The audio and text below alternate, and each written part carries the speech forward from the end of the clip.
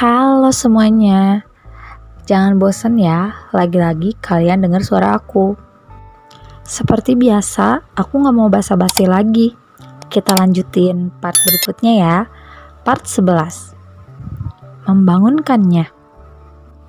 Setelah Indri pikir-pikir, benar kata Miska.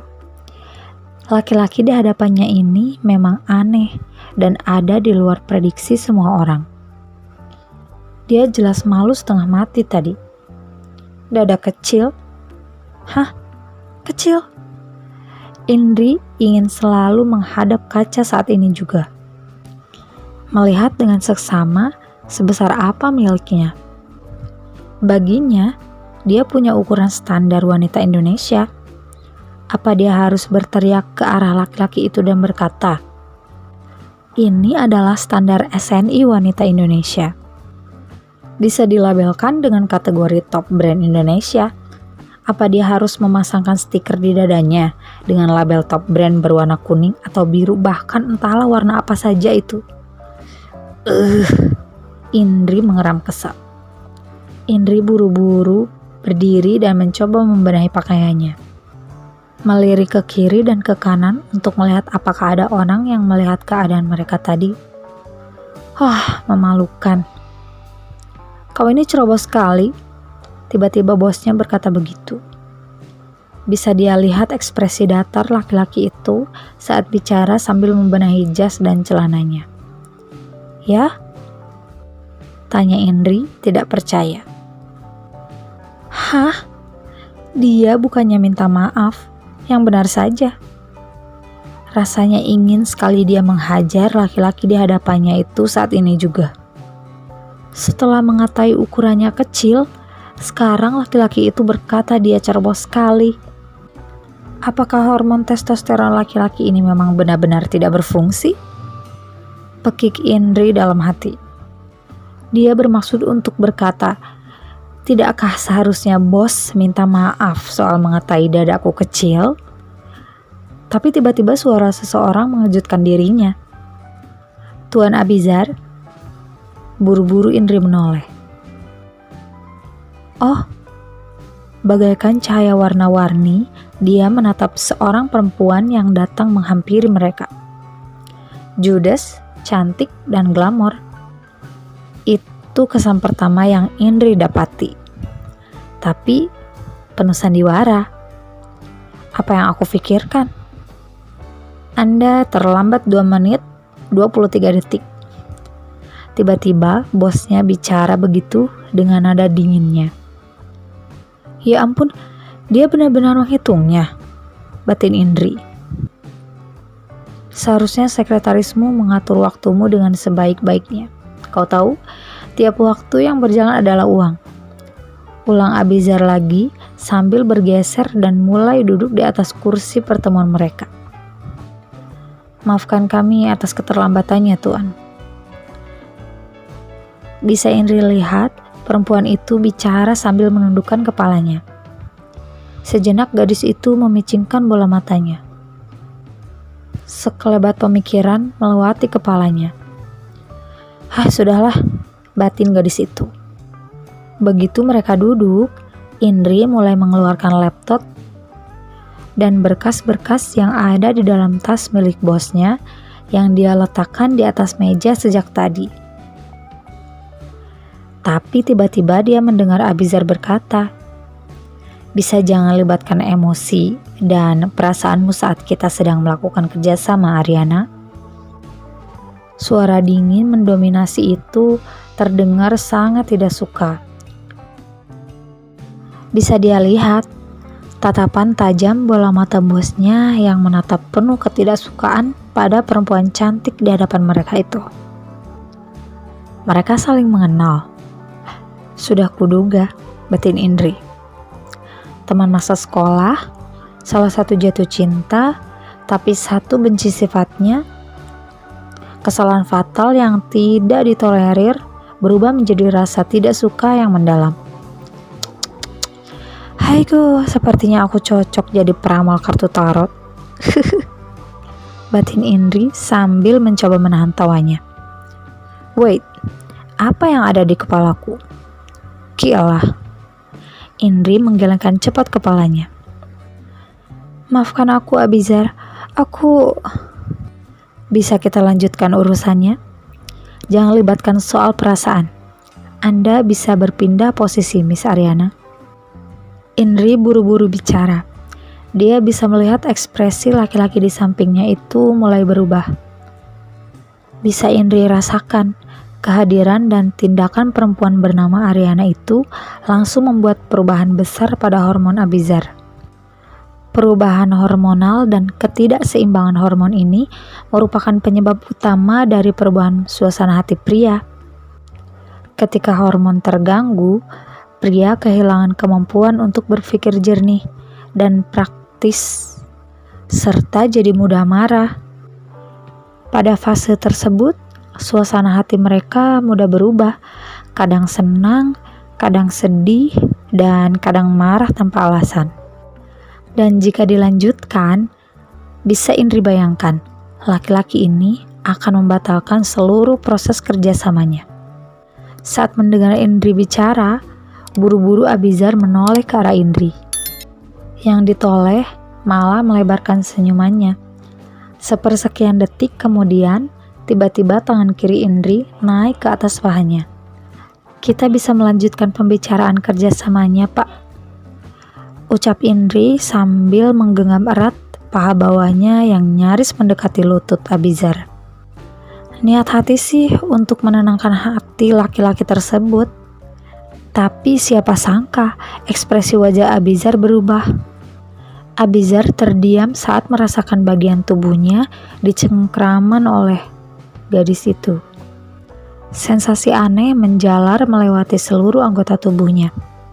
Seolah-olah ada yang berjalan merayap dan merangkak menuju ke satu arah secara serentak. Sentuhan Indri membuat ereksinya naik secara tiba-tiba. Miliknya tiba-tiba membesar, mengeras, dan menegang. Dan kondisi ini terjadi akibat timbulnya perubahan otot, saraf, dan pembuluh darah dalam struktur anatomi miliknya, di mana kondisi ini terjadi saat dia menerima rangsangan seksual melalui sentuhan tangan Indri. Oh shit, dia membangunkan yang di bawah sana, pekik Abizar seketika di dalam hatinya. Part 12 yang mulai mengganggu hidupnya. 5 tahun menduda bisa membuat pecah kepala gara-gara sentuhan tangan dari Indri. Tapi setidaknya dia bahagia. Bukankah ereksinya kini berfungsi dengan baik? Dia telah lama menunggu kapan bisa hidup normal, tertarik pada perempuan dan bergulat panas di atas ranjang.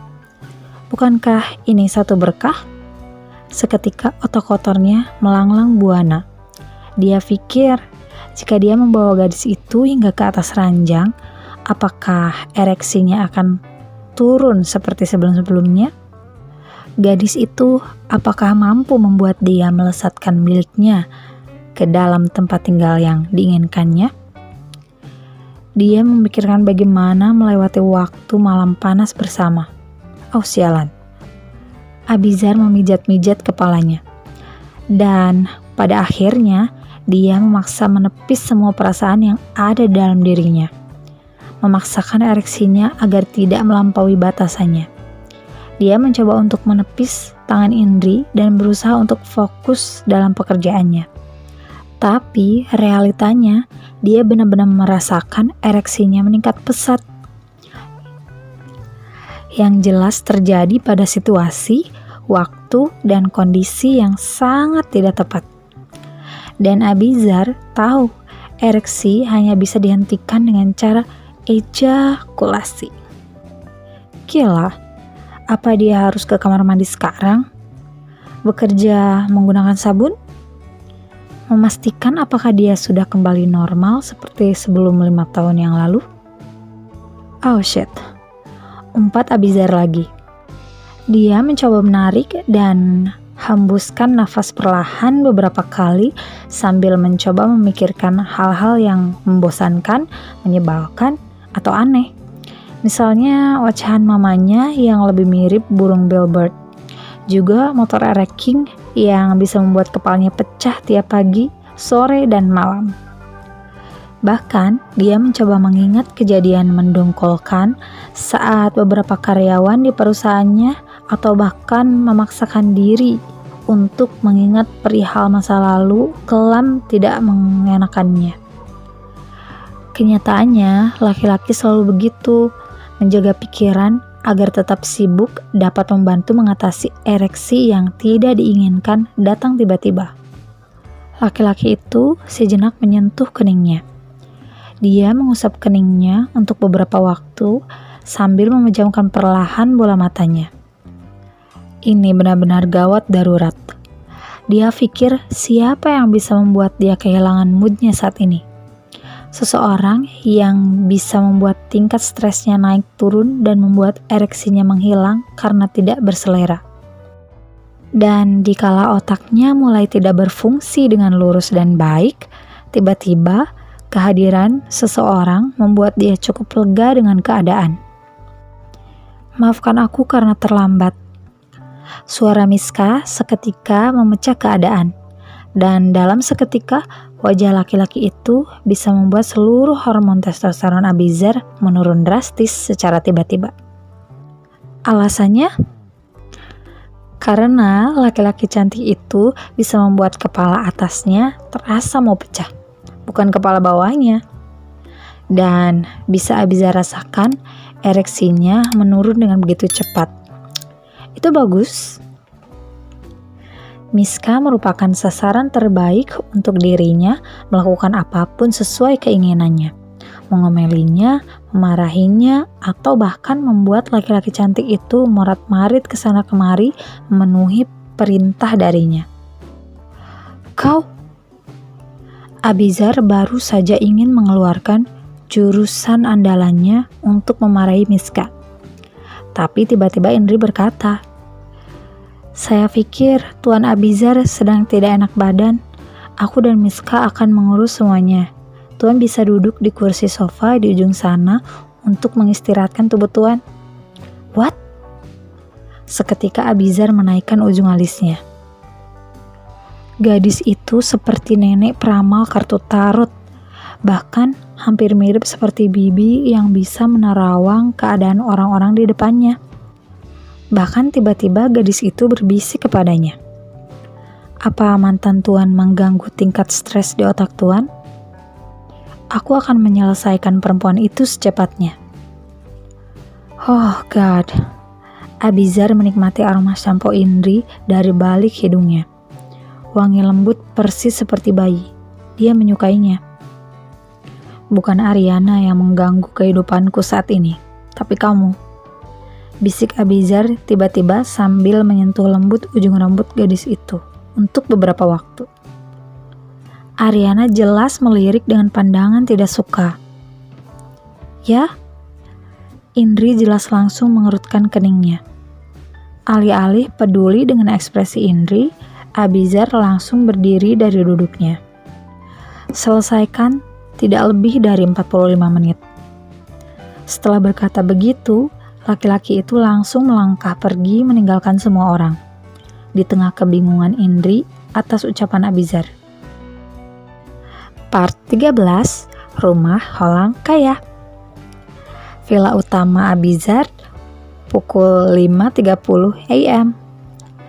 Indri buru-buru memarkirkan motor Scoopy kesayangannya ke garasi besar mobil milik Abizar, di mana di dalam sana terlihat susunan berbagai macam tipe mobil mewah yang Indri tidak paham merek-mereknya.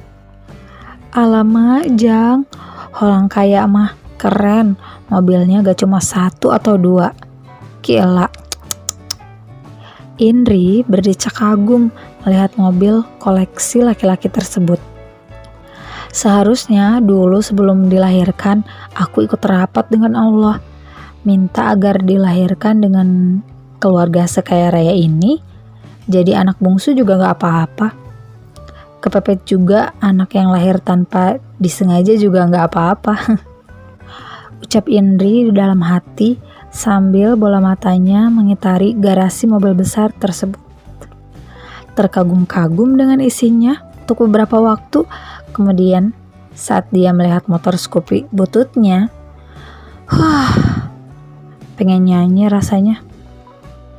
Ku menangis membayangkan. Lupakan. Indri menggeleng-gelengkan kepalanya. Jangan bersedih, bersyukur karena diberi kehidupan, bernafas, cantik, manja, menggoda. Urusan lainnya terserah sama Allah.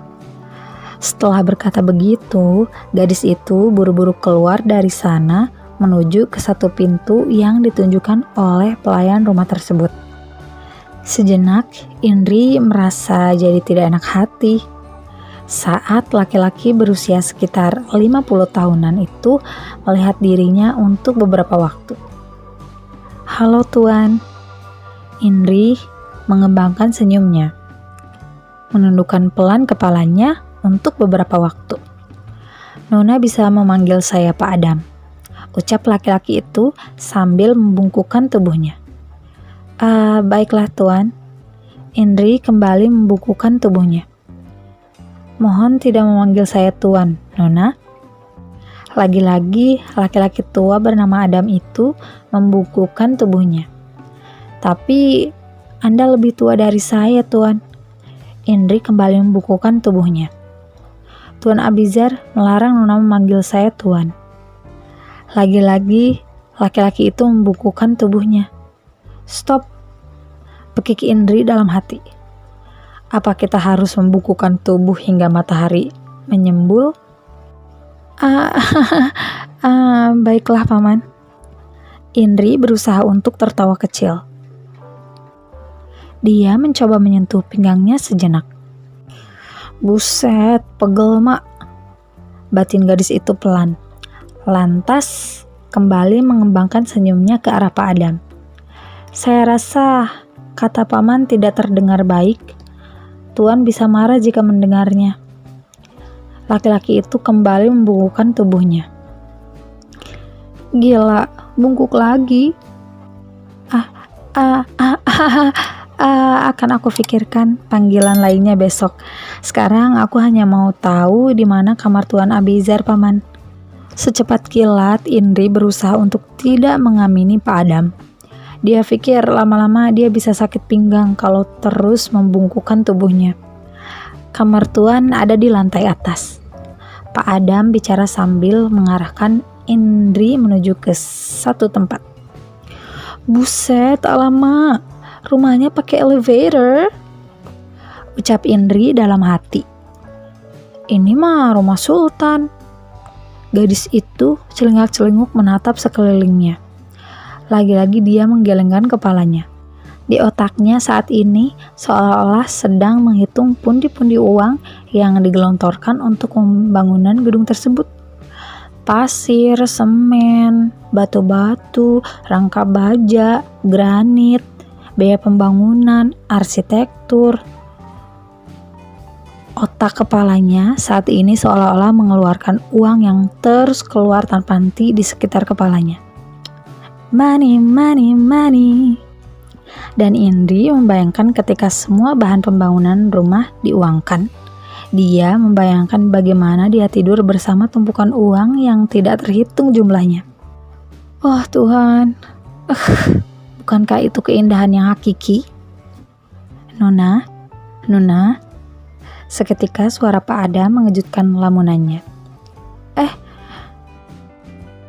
Semua uang-uang yang dibayangkan Indri secepat kilat menghilang. Uang? Tidak, tunggu. Seolah-olah tangan Indri mencoba menggapai tumpukan uang tersebut yang mulai menghilang. Yah, hilang.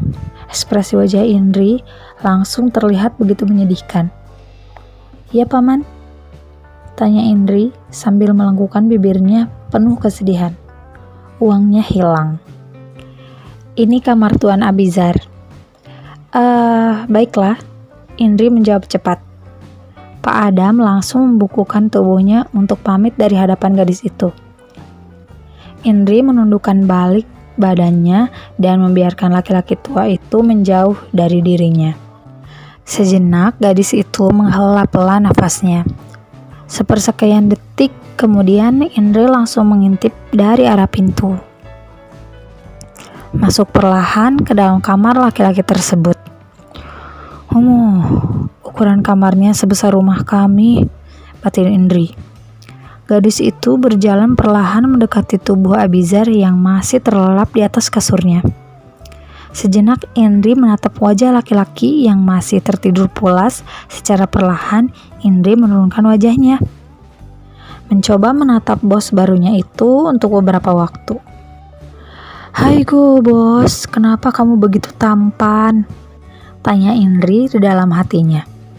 Seketika Indri mencoba membuang pandangannya sejenak. Kemudian dia mencoba menyentuh lengan Abizar. "Pak, bangun," ucap Indri sambil menepuk-nepuk tangan Abizar. Pak. Beberapa kali Indri membangunkan laki-laki itu, tapi belum ada respon sama sekali. Indri mencoba mengguncang tubuh laki-laki itu, tapi sepersekian detik kemudian tiba-tiba sesuatu yang tidak terduga terjadi. Laki-laki itu menarik lengannya dengan gerakan begitu cepat. Seketika Indri terkejut. Abizar secepat kilat meraih tubuhnya dan menariknya hingga dia kehilangan keseimbangan. Dan terjatuh dengan spontan, lantas masuk ke dalam pelukan laki-laki tersebut. What? Indri meringis karena terkejut. Belum juga hilang keterkejutannya, tiba-tiba laki-laki itu membalikkan tubuhnya dan membuat Indri berputar posisi jadi di bawah laki-laki tersebut. Tunggu dulu. Wait. Indri jelas terkejut setengah mati.